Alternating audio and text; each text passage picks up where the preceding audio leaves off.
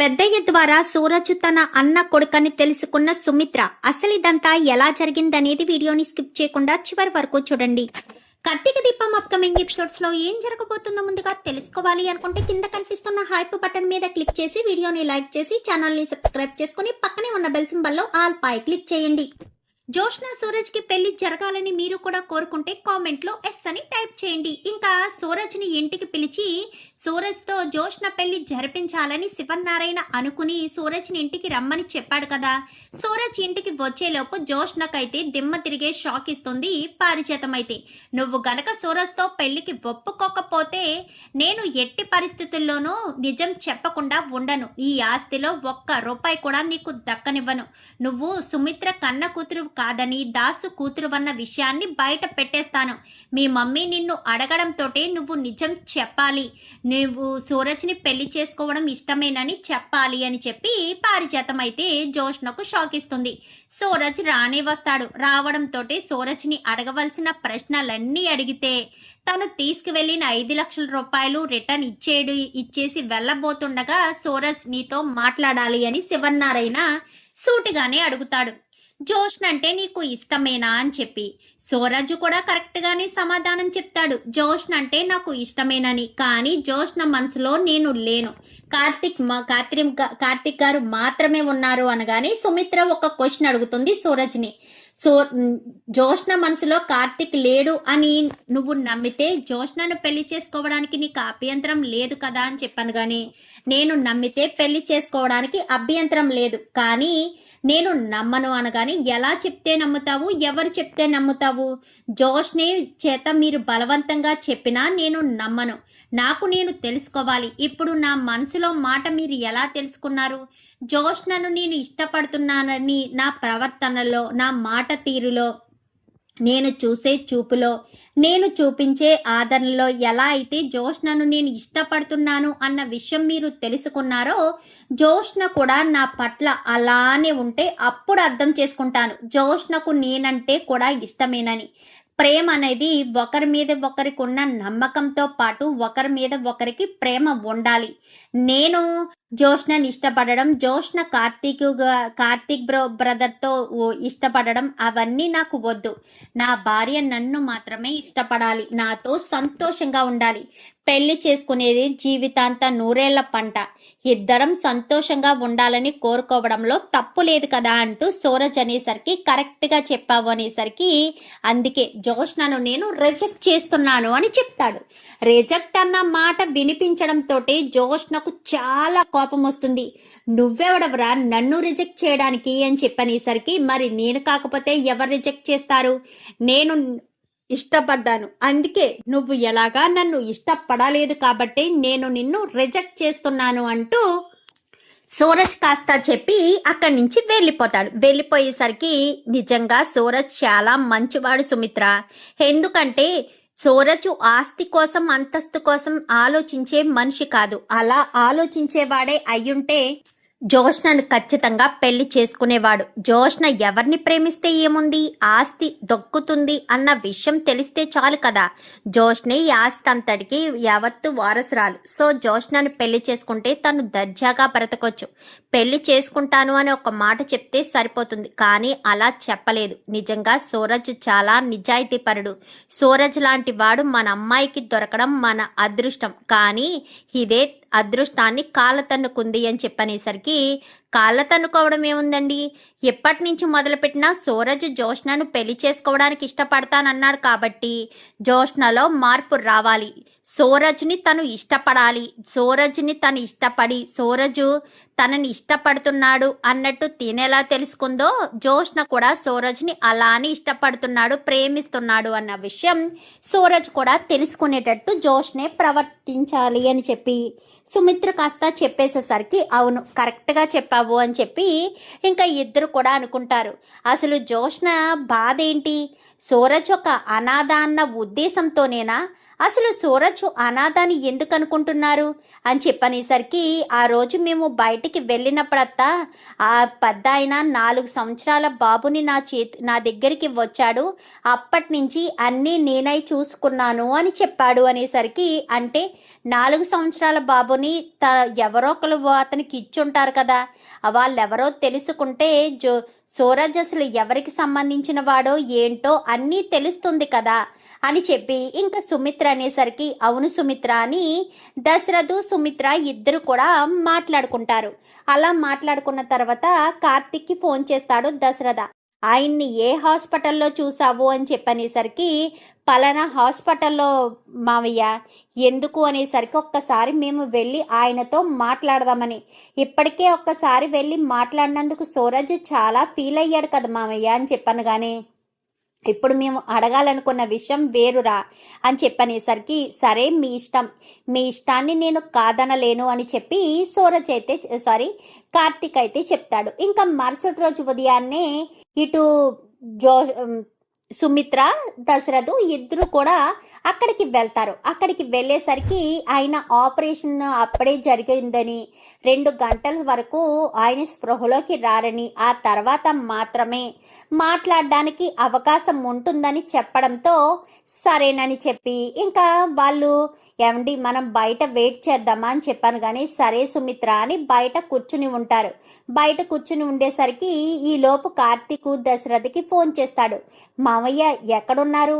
మీరు ఇంటి దగ్గర నుంచి బయలుదేరారు అంటే ఆఫీస్కి వెళ్ళారు అనుకున్నాను, కానీ అత్తతో పాటు ఇంటి నుంచి వెళ్ళారంట కదా, ఏ గుడికైనా వెళ్ళారా లేదైనా ఏమైనా ప్రత్యేక పూజలు చేయిస్తున్నారా అని చెప్పాను. కానీ లేదురా మేము హాస్పిటల్ దగ్గరికి వచ్చాము అనేసరికి ఎవరికి ఏం జరిగింది మామయ్య, హాస్పిటల్ దగ్గరికి ఎందుకు వెళ్ళారు అని చెప్పాను. కానీ ఎందుకేంటి, అదే సూరజ్కి సంబంధించిన పెద్ద అయినా అని ఎవరో ఉన్నారు అని చెప్పావు కదా, ఆయన్ని కలవడం కోసమే వచ్చాము.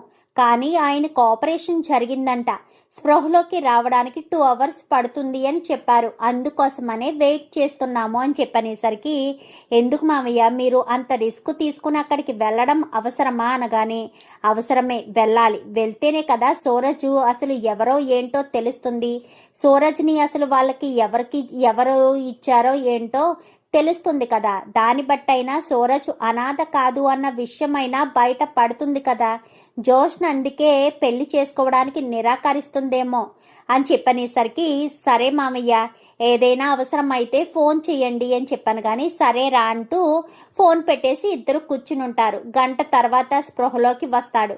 స్పృహలోకి రావడంతో మేడం అది మీరు ఆ పేషెంట్ కోసం వచ్చారు కదా, ఆ పేషెంట్ స్పృహలోకి వచ్చారు మేడం అని చెప్పనేసరికి సరే రండి వెళ్దాము అని సుమిత్ర ఇటు దశరథు ఇద్దరు కూడా లోపలికి వెళ్తారు. నమస్కారం అండి అని చెప్పాను. కానీ మీరు ఎవరండి, మీరెవరో నాకు తెలీదు, నేను మిమ్మల్ని గుర్తుపట్టలేకపోతున్నానా, మీరు నాకు తెలుసా అని చెప్పనేసరికి నేను మీకు తెలుసా అంటూ అడగడంతో మీరు నాకు తెలీదు, ఇదే మొదటిసారి మిమ్మల్ని చూడడమని ఇద్దరు కూడా మాట్లాడతారు. అవునా, మీరు ఇదే మొదటిసారి చూడడమా, సరే అసలు మీరు ఏ ఉద్దేశంతో ఇక్కడికి వచ్చారు, నా నుంచి ఏం తెలుసుకోవాలని వచ్చారు అనగానే సూరజ్ అనగానే నేను పెంచిన 4 కుర్రవాళ్ళలో సూరజే గొప్పవాడు, నన్ను ఎప్పటికీ మర్చిపోకుండా నాకు ప్రాణాపాయ పరిస్థితి వచ్చిందని 5 లక్షల రూపాయలు తీసుకొచ్చి ఇచ్చి మరీ నాకు ఆపరేషన్ చేయించాడు, వాడే గనక లేకపోయి ఉంటే ఈరోజు నేను మీతో ఇలా మాట్లాడేవాడిని కాదు, చెప్పండి సూరజ్ గురించి మీకేం తెలియాలి అనగానే సూరజ్ మీ దగ్గరికి ఎప్పుడు వచ్చాడు అని చెప్పి ఇంకా దశరథు అడుగుతాడు. అడిగేసరికి 4 సంవత్సరాల కుర్రవాడిగా ఉండగా వాళ్ళ నాన్న తీసుకొచ్చి నాకు అప్పగించాడు, వాళ్ళ నాన్న ఎవరో కాదు నా ప్రాణ స్నేహితుడు, కానీ ఈ విషయం ఇప్పటి వరకు సూరజ్కి తెలియదు, కానీ సూరజ్ వాళ్ళ నాన్న నా ప్రాణ స్నేహితుడు, తీసుకొచ్చి ఈ బిడ్డను నువ్వే పెంచుకోరా, నా బిడ్డ అన్న విషయం ఎవరికీ ఎప్పటికీ తెలియకూడదు అని చెప్పాడు అని చెప్పనేసరికి అసలు ఎందుకైనా అలా తీసుకొచ్చి మీకు బిడ్డనివ్వాల్సిన పరిస్థితి వచ్చింది, వాళ్ళమ్మ లేదా అని చెప్పనేసరికి అది వాళ్ళమ్మగారు ఉన్నారంట, కానీ వాళ్ళమ్మ బుద్ధి మంచిది కాదు అని, తన కొడుకు తన దగ్గర పెరిగితే తన బుద్ధి కూడా అలాగే అవుతుంది అన్న ఉద్దేశంతోనే కావాలని తన కొడుకును తీసుకొచ్చి నాకు అప్పగించాడు అని చెప్పనేసరికి తను మీ ప్రాణ స్నేహితుడు అని అంటున్నారు కదా, తనతో మీకు ఏదైనా ఒక ఫోటో ఏదైనా ఉన్నదా అని చెప్పాను. కానీ ఉందమ్మా, కానీ ఆ ఫోటో ఎక్కడుందంటే అని చెప్పనేసరికి, చెప్పండి ఎక్కడుందా ఫోటో అనగానే, ఈ పక్కన ఉన్న సంచిలో ఉందమ్మా అని చెప్పనేసరికి, అవునా అని గబగబా సుమిత్ర కాస్త వెళ్ళి సంచిలో ఉన్న ఫోటోను కాస్త తీస్తుంది. ఆ ఫోటోకి అంటే ఫోటో పాడవ్వకూడదు అన్న ఉద్దేశంతో క్లాత్ చుట్టేస్తాడు. ఈ ఫోటో నాకు చాలా జ్ఞాపకార్థమమ్మా. 4 సంవత్సరాల వయసప్పుడు నా స్నేహితుడు నా దగ్గరికి వచ్చి నీ బిడ్డలా చూసుకోమని చెప్పి సూరజ్ని నా చేతిలో పెట్టి వెళ్ళాడు. అప్పుడు మేము తీయించుకున్న ఫోటో జ్ఞాపకార్థంగా. ఆ తర్వాత వాడు ఎప్పుడూ రాలేదు నా దగ్గరికి. ఎప్పుడైనా సూరజ్ నా కన్న తండ్రి ఎవరు అని అడిగితే నన్ను నిలదీసిన రోజు చెప్దాము అన్న ఉద్దేశంతోనే నేను ఈ ఫోటోని చాలా జాగ్రత్తగా భద్రపరిచాను. ఇప్పటి వరకు వాడు నన్ను అడిగింది లేదు. నేను ఎంత ఎంత ఏంటి అని అడగలేదు. వాడు నన్ను ఎప్పుడూ నిలదీసి నా తల్లిదండ్రులు ఎవరు, నన్ను నీ దగ్గర ఎందుకు వదిలేశారు అని నన్ను ప్రశ్నించనూ లేదు. అందుకే ఇప్పటి వరకు వాడికి చెప్పే అవకాశం కూడా నాకు రాలేదు అని చెప్పి ఇంకా చెప్తాడు. చెప్పిన తర్వాత ఆ ఫోటో అని చెప్పాను. కానీ ఒక్క నిమిషం అమ్మ, చేతికి సూదుంది కదా, అందుకు త్వరగా క్లాత్ మొత్తం వేస్ట్ చేయలేకపోతున్నాము అని చెప్పనేసరికి ఇంకా కొంచెం వెళ్ళిన తర్వాత ఇంకా ఫోటో మొత్తం అంతా రివీల్ అయిపోతుంది. రివీల్ అయిపోయిన తర్వాత ఇదిగో అమ్మ ఈయనే నా ప్రాణ స్నేహితుడు అని చెప్పి ఇంకా ఫోటోని కాస్త సుమిత్రకు దశరథికి చేతికిస్తాడు. ఇవ్వడంతో ఒక్కసారిగా షాక్ అయిపోతుంది సుమిత్ర. ఏంటిది ఈ ఫోటో అని చెప్పాను. కానీ ఈ ఫోటోలో ఉన్న వ్యక్తి మీకు తెలుసమ్మా? ఈ ఫోటోలో ఉన్న వ్యక్తికి మీకు రిలేషన్ ఉందా? ఈ ఫోటోలో ఉన్న వ్యక్తే నా ప్రాణ స్నేహితుడు అని చెప్పనేసరికి, అవునా ఏమండి మా అన్నయ్య అండి అని చెప్పనేసరికి, అన్నయ్య ఏంటమ్మా అనగాని, అవునండి ఇతను ఎవరో కాదు నా తోడబుట్టిన మా అన్నయ్య అని చెప్పాను. కానీ అవును మా అన్నయ్య వదిన బాగానే ఉంది కదా, మరి బాగానే ఉంటే బిడ్డను తీసుకొచ్చి ఈ చేతిలో పెట్టడం ఏంటి అని చెప్పాను. కానీ ఈ బిడ్డతో పాటు ఒక లెటర్ కూడా ఇచ్చాడు. ఎప్పుడైనా నా కొడుకు నన్ను నిలదీసి నీ తండ్రి ఎవరు తల్లి ఎవరు అంటూ నిలదీసి నిన్ను అడిగితే ఈ లెటర్ వాడికి ఇవ్వి అని చెప్పి ఒక లెటర్ ఇచ్చాడమ్మా. ఆ లెటర్ ఇస్తాను ఒక్క నిమిషం అని ఆ లెటర్ని కాస్త బ్యాగ్లో ఉంటే బ్యాగ్లో అడుగు నుంచి ఆ లెటర్ని కాస్త తీసిస్తాడు. తీసిచ్చేసరికి మా నాన్నకు నా భార్య లేనిపోని మాటలు చెప్పి నా చెల్లెల్ని నా నుంచి దూరం చేసేసింది. అలా నా చెల్లెలు నాకు దూరం అయిపోయింది. మా నాన్నకు తన ప్రాణ స్నేహితుడైన శివనారాయణ మామయ్యని కూడా దూరం చేసేసింది. ఇన్ని చేసిన నా భార్య నా కొడుకును కూడా నా నుంచి దూరం చేసేస్తుందన్న భయంతోనే నా కొడుకు మాలిని సావాసంలో పెరిగితే మాలిని ఎప్పటికైనా నా కొడుకుని దారుణంగా ఒక రాక్షసుడిలా ఎక్కడ మార్చేస్తుందేమోనన్న భయంతోనే నేను ఇక్కడి నుంచి తీసుకువెళ్ళి నా ప్రాణ స్నేహితుడికి ఇచ్చాను అని చెప్పి ఇంకా లెటర్లో మొత్తం రాసి పెట్టుంటుంది. ఈ లెటరు ఎవరైనా వాడి గురించి అడిగినా లేదంటే నా బిడ్డ నన్ను నిలదీసి నా తండ్రి నన్ను ఎందుకు మోసం చేశాడు అని అడిగినా ఈ లెటర్ చూపించు, నిన్ను ఎవరు తప్పు పట్టరు అని ఈ లెటర్ ఇచ్చాడు. మీరు అన్నయ్య అని అన్నారు కాబట్టి ఈ లెటర్ మీకు ఇస్తున్నాను అంటూ లెటర్ని కాస్త ఇవ్వడంతో మొత్తం చదివిన తర్వాత ఒక్కసారిగా సుమిత్ర షాక్ అయిపోతుంది. అంటే మా అన్నయ్య కావాలని బిడ్డను కాపాడుకోవడం కోసమే ఈ బిడ్డను తీసుకొచ్చి బయట పెంచాడనమాట. అంటే సూరజ్ ఎవరో కాదు నా సొంత మేనల్లుడు అని చెప్పి ఇంకా అనుకుంటారు. అలా అనుకున్న తర్వాత ఇప్పుడు ఏం చేద్దాం సుమిత్ర అని చెప్పాను. కానీ వాడు నా సొంత మేనల్లుడండి, వాడు మా వదిన దగ్గర పెరగకూడదు అన్న ఉద్దేశంతోనే కదా మా అన్నయ్య బయటకిచ్చాడు, వాడిని మన అల్లుడిగా చేసుకుందామండి అనగానే జోష్న ఒప్పుకోవడం లేదు కదా అని చెప్పాను. కానీ ఒప్పిద్దామండి, ఏమని తను నీ బావా అని చెప్పి ఒప్పిద్దామా అనగానే వద్దు, అలా చెప్పడం వల్ల ఎలా అయినా సరే మాలినికి విషయం తెలిసిపోతుంది, మాలిని వరకు ఈ విషయం వెళ్ళకూడదు, మన మధ్యనే ఈ విషయం సమాధైపోవాలి. అలా సమాధైపోవాలి అంటే ఖచ్చితంగా సూరజ్ని మన ఇంటి అల్లుడిగా చేసుకోవాలి. దానికి జోష్నను ఒప్పించాల్సిన బాధ్యత అత్తయ్య గారి మీద పెడితే అత్తయ్య గారే జోష్నను ఒప్పిస్తారు. మనం ఆస్తి రాసి జోష్నను సూరజ్కి ఇచ్చి పెళ్లి చేస్తామని చెప్పినా జోష్న అంగీకరించట్లేదు. సో ఆస్తి గురించి కూడా ఆప్షన్ అనవసరం. ఇంకా మిగిలింది భయపెట్టడమో ఏదో ఒకటి చేయడమో అది అత్తయ్య గారు మాత్రమే చేస్తారు. అత్తయ్య గారికే ఈ బాధ్యతను అప్పగిస్తున్నాను అని చెప్పి ఇంకా అక్కడ చెప్పి ఇంటికి వచ్చేస్తారు. ఇంటికి వచ్చేసిన తర్వాత ఇంకా పారిజాతాన్ని పిలుస్తారు.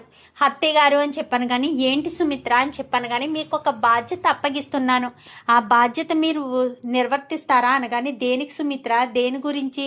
జోష్న పెళ్లి సూరజ్తో జరగాలత్తయ్య, ఎట్టి పరిస్థితుల్లోనూ జరగాలి. అలా సూరజ్తో జోష్న పెళ్లి జరగాలి అంటే జోష్నను ఒప్పించాల్సిన బాధ్యత మీదే.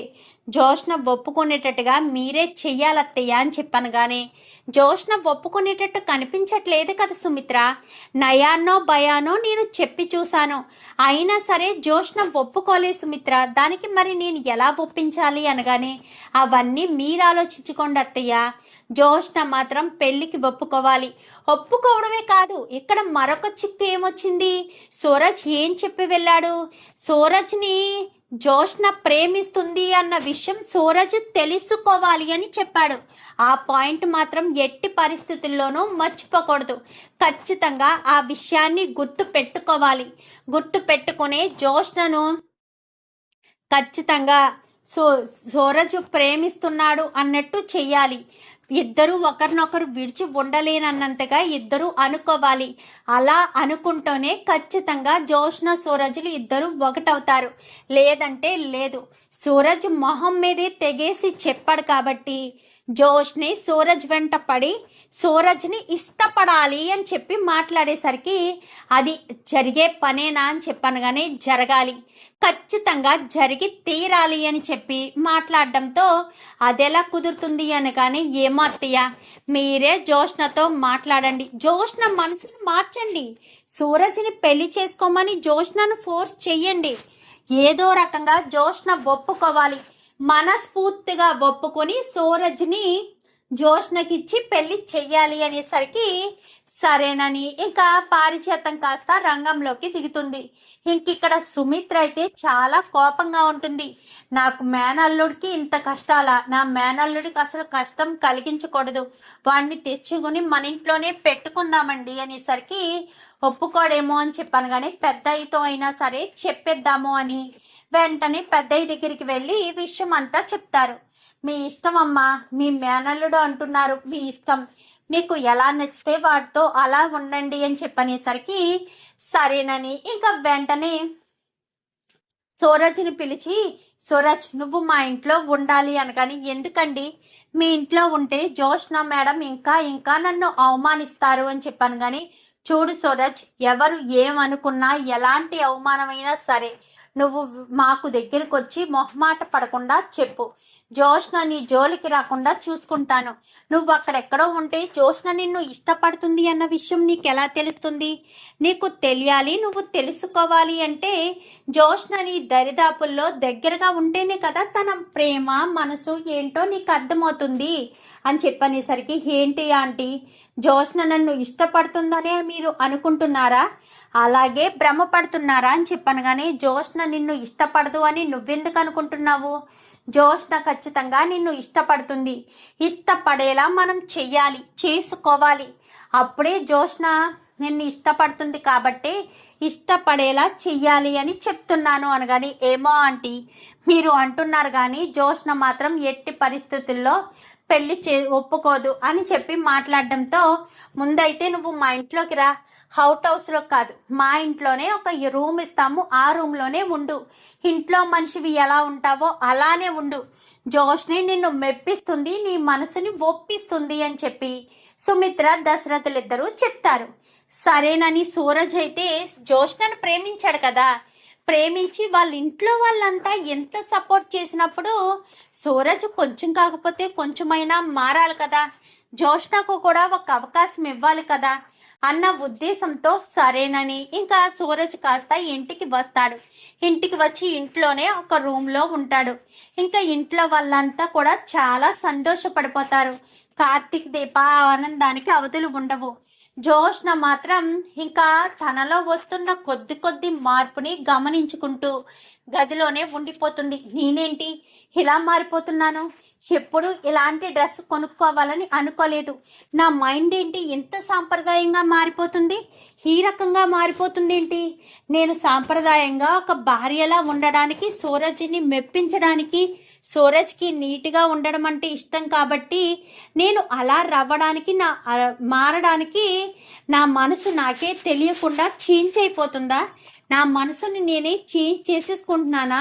అసలు నాకు ఇదంతా ఏమీ అర్థం కావట్లేదు. నా మనసు ఎలా మారిపోతుంది, నేను నా మనసును అదుపులో ఎందుకు పెట్టుకోలేకపోతున్నాను అని చెప్పి ఇంకా జోష్న కాస్త సూరజు తన వంక చూడకపోయినా, తనతో మాట్లాడకపోయినా ఏదో రకంగా గొడవ పెట్టుకుని మరి సూరజ్ దగ్గరికి వెళ్ళాలి, సూరజ్తో మాట్లాడాలి, సూరజ్తో ఉండాలి అని ఇదే ఆలోచన మీద జోష్న కాస్త ఉంటుంది. ఏంటే ఈ మధ్య నీలో మార్పు వస్తుంది, ఎక్కువగా ఎవరి గురించో ఆలోచిస్తున్నట్టున్నావు అనగానే అదేమీ లేదు, నేను ఎవరి గురించి ఆలోచించడం లేదు అని చెప్పనగానే లేదు నువ్వు ఎవరి గురించో ఆలోచిస్తున్నావు, నీ తాపత్రయం ఏదో ఉంది, నువ్వు సూరజ్ని ఇష్టపడుతున్నావా? ఇష్టపడితే నువ్వు చెప్పడం కాదు, నువ్వు సూరజ్ని ఇష్టపడుతున్నావు అన్న విషయం సూరజ్కి అర్థమయ్యేటట్టు చెయ్యవే. ఈ అవకాశాన్ని వదులుకోవద్దు. సూరజ్ లాంటి మంచి వ్యక్తి నీకు భర్తగా దొరుకుతున్నాడు అంటే అది నువ్వు ఏ జన్మలోనో చేసుకున్న అదృష్టం. అంత మంచివాడు, అంతగా చదువుకున్నవాడు, నిన్ను అంతలా ఇష్టపడుతున్నవాడు నీ లైఫ్లోకి వస్తే నీ లైఫ్ మరింత సంతోషంగా ఉంటుంది, నీ జీవితం మరింత బాగుంటుంది. ఎట్టి పరిస్థితుల్లోనూ ఈ జీవితాన్ని వదులుకోవద్దు, ఈ లైఫ్ను అస్సలే వదులుకోవద్దు. నువ్వు సంతోషంగా ఉండాలి అంటే నీకు ఇలాంటి లైఫ్ కావాల్సిందే అంటూ ఇంకా అందరూ కూడా చెప్పేసేసరికి ఇంకా సూరజ్ అయితే ఏదోటి చెయ్యాలి అని అనుకుంటాడు. ఇటు జోష్న కూడా రోజు రోజుకి తనలో మార్పు వస్తూ ఉంటుంది. సూరజ్ని ఇష్టపడడం, సూరజ్తో మాట్లాడడం, గొడవ పడడం మొత్తం బంధించేస్తుంది. ఒకవేళ సూరజే ఏదైనా గొడవ పడాలి అనుకున్నా ఇంకా జోష్న అయితే ఎందుకు పదే అలా గొడవలు పడ్డం, మన ఇద్దరం ఎప్పటికైనా కలిసి ఉండవలసిన వాళ్ళమే అని చెప్పడం మొదలు పెడుతుంది. జోష్న నిజానికి మారినట్టు నటించడం కాదు, నిజంగానే చేంజ్ అయిపోతుంది. అది మనకి తర్వాత కానీ అర్థం కాదు. తర్వాతకి తన ఆలోచన విధానం, తను ప్రవర్తించే తీరు, తను ఎవరినో మెప్పించాలని రెడీ అయ్యే విధానం, ఇదంతా కూడా చూసి జోష్నలో కూడా మార్పు వస్తుందంటే అక్కడ తనలో కూడా మార్పు వచ్చే ఉంటుంది. ఉదయం నుంచి మనిషి కనిపించలేదు, ఉదయం వచ్చాడు, తర్వాత మళ్ళీ వెళ్ళిపోయాడు. ఆఫీసుకి కూడా ఏదో ఫార్మాలిటీగా వస్తున్నాడు. ఎప్పటికీ సూరజ్ మనతోనే ఉండాలండి, సూరజ్ లాంటి వాడు మనతో ఉంటే మనం సంతోషంగా ఉంటాము అని చెప్పి ఇంకా దీప కాస్త అంటుంది. సూరజ్ ఒక రోజు అయితే రావడం మానేస్తాడు. సూరజ్ ఎక్కడా అని తెగ వెతకడం మొదలు పెడుతుంది ఈ జోష్న. ఆ వెతకడంలోనే సూరజ్కి ప్రమాదం జరిగింది అని తెలియడంతో సూరజ్లో తన మీద దాగి ఉన్న ప్రేమనంతా కూడా బయటికి కక్కేసేసరికి తను అలా మాట్లాడి తన గురించి అంతలా ఆలోచించి టెన్షన్ పడుతూ ఇదంతా చేసేసరికి మరి ఇదంతా ప్రేమ లేకుండానే చేసావా అని చెప్పనగానే అప్పుడు జోష్న తన మనసులోని మాటను సూరజ్కి చెప్తుంది. చెప్పేసేసరికి నిజంగానే మనస్ఫూర్తిగానే చెప్తున్నావా అనగానే నిజంగా మనస్ఫూర్తిగా చెప్తున్నాను, ఎందుకంటే నిన్ను అంతలా ఇష్టపడ్డాను అని చెప్పి ఇంకా తన మనసులో మాటనైతే జోష్న బయట పెట్టేస్తుంది. తన అన్న కొడుకే కావడంతో సుమిత్ర కూడా హ్యాపీగానే ఉంటుంది. చూద్దాం మరి రాబోయే ఎపిసోడ్స్లో ఇలాగే జరగాలని మీరు కూడా కోరుకుంటే కామెంట్లో ఎస్ అని టైప్ చేయండి. Thank you for watching.